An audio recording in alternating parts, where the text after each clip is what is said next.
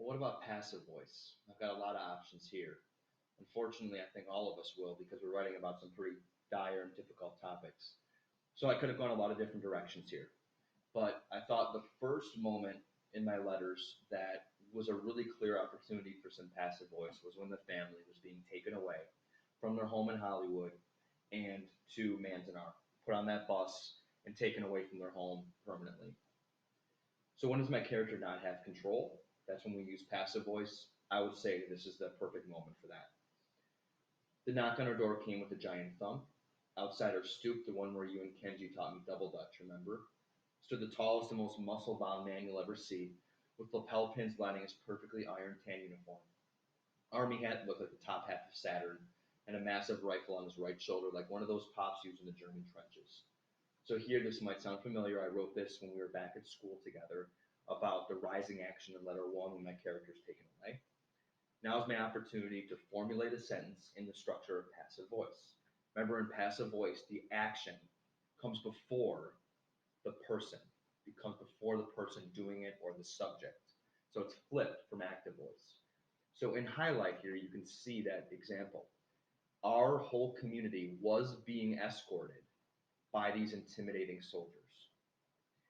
The escorted part comes before the person doing the escorting, intimidating soldiers. So I flipped it around.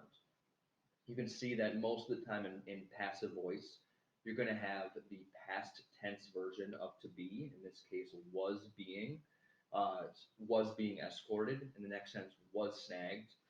Was or were will be the common verb choice used in passive voice type sentences. If this was written in active voice, it would say the intimidating soldiers escorted our whole community out. But instead, because my character does not have control, because things are escalating and spiraling out of control for them, I want to write the sentence in passive voice. This is the way to do it.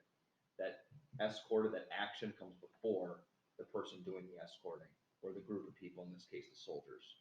The same thing with the next sentence, as you can see. My father is not voluntarily going to Manzanar. He is being taken away. So I formulated a passive voice sentence here. The biggest suitcase was snagged by my father in a state of panic, even though I wanted it. Rather than my father snagged the biggest suitcase, which should be an active voice. So, my father is doing that because he's in control. He's not in control here. So I flipped it around. The biggest suitcase was snagged by my father in a state of panic, even though I wanted it. Written in the passive voice.